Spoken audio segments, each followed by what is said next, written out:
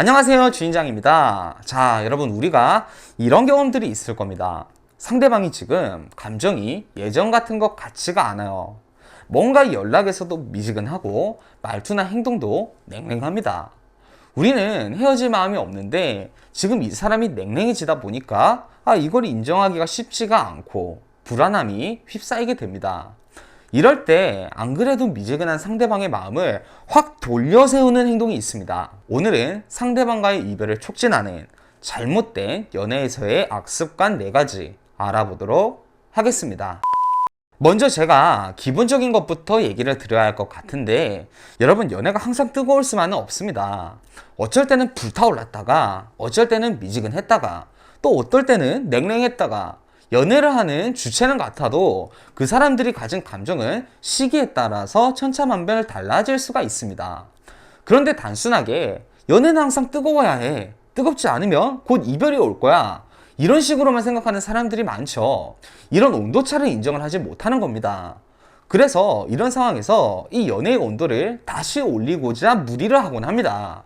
그리고 그 무리수들로 인해서 상대방 또한 자신의 감정에 대해서 확신을 가지지 못해서 혼란스러운 와중에 내 행동으로 인해서 결정적으로 이별하는 것이 맞다는 생각을 하게 만들어버리는 그런 행동들이 있습니다. 하나하나 알아보도록 합시다. 첫 번째, 감정이 식었을 때 그것을 견디지 못한다. 자, 앞서 말했듯이 상대방의 감정에 이 편차가 있을 수 있습니다. 그런데 이걸 인정을 못해서 어떻게 하냐면 상대방에게 감정적 요구를 하게 되는 겁니다. 애정 표현을 요구하고 옛날같이 달달한 분위기를 내려고 시도를 하게 됩니다. 내가 먼저 애정 표현을 함으로써 상대방에게 거기에 비슷한 애정 표현을 받아내려고 한다던가, 이런 게 대표적인 행동 특징인데, 여러분, 여기서 우리가 알아야 할 게 상대방이 감정적인 혼란 상태에 있을 때 자신의 감정에 대해서 상대방도 지금 헷갈려하고 있을 때 우리가 이런 애정 표현을 요구하면 상대방 입장에서는 감정이 부정적인 쪽으로 기울 수밖에 없어요. 왜냐면 내가 애정 표현을 하는데 이 사람이 느끼기에는 자기는 당장 그런 뜨거운 감정이 느껴지지가 않아요.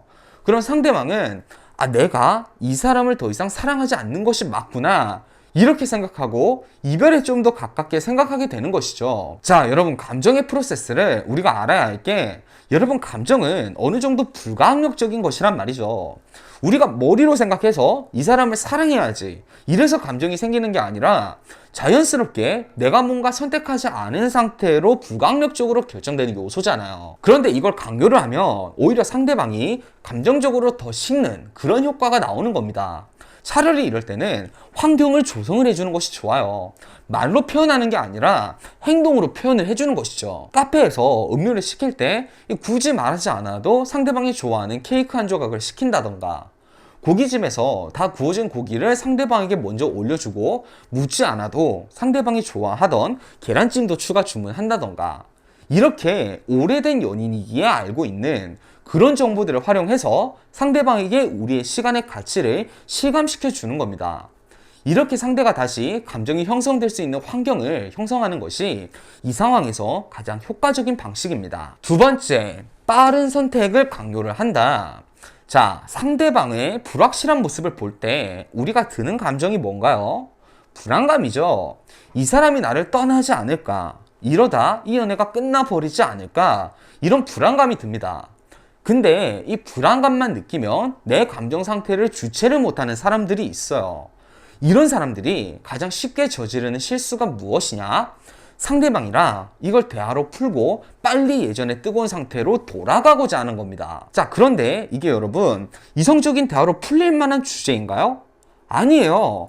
뭔가 특별한 문제점이 있어서 감정에 영향을 준다면 그 특별한 문제에 대해서 해결을 함으로써 상대방의 태도를 원래대로 돌릴 수 있지만, 그게 아니라 진짜 단순한 애정 감정의 문제, 이런 문제라면 이건 우리가 대화로 풀 수 있는 주제가 아니란 말이죠.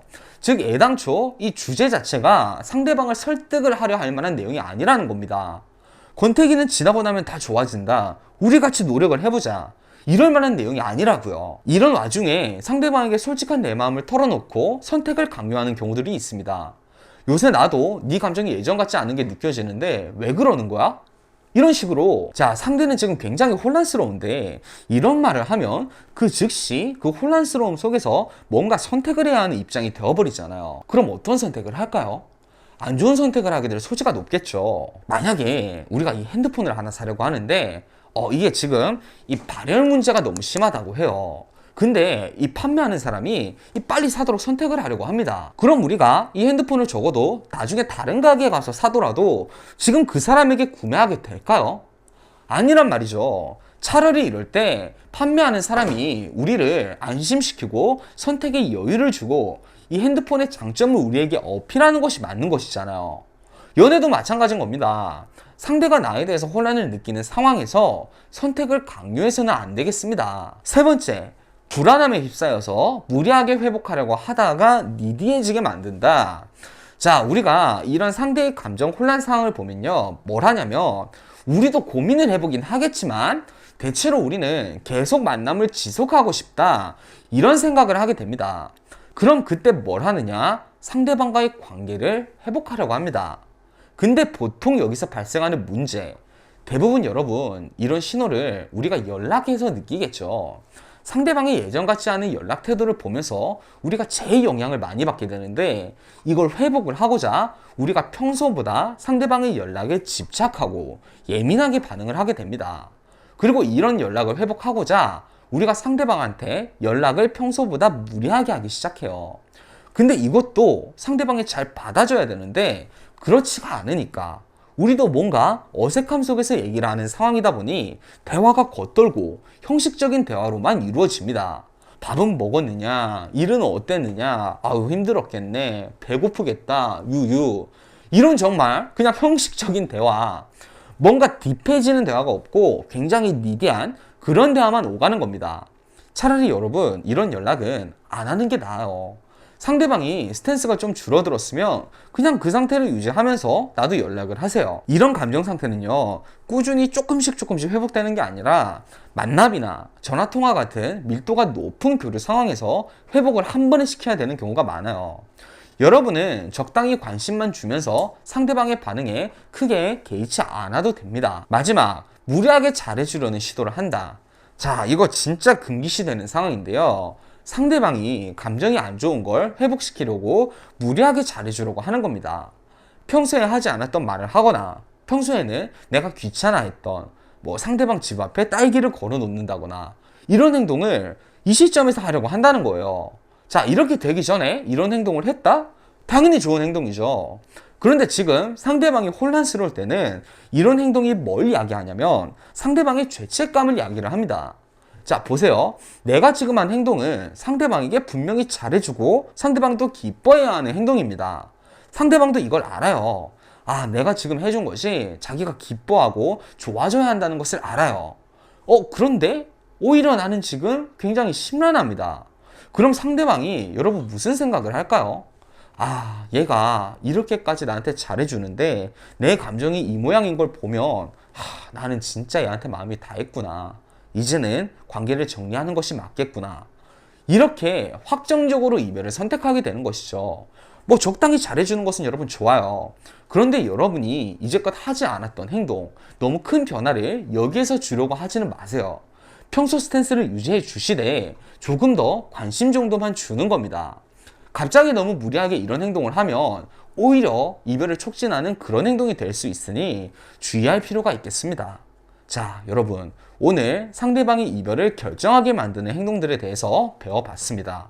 이 상황이 우리가 오늘 가볍게 얘기를 했지만 여러분 진짜 힘든 상황이죠. 내가 사랑하는 사람이 나에 대한 마음이 식어가는 것을 우리가 눈으로 지켜봐야 하는데 얼마나 슬프고 괴롭겠어요. 그런데 그렇다고 해서 우리가 빨리 쉽게 대화 한 번에 우리가 원래 느꼈던 상대방의 온도로 돌아가려고 하는 것은 오히려 여러분이 더 상대방을 밀어내는 행동이 됩니다.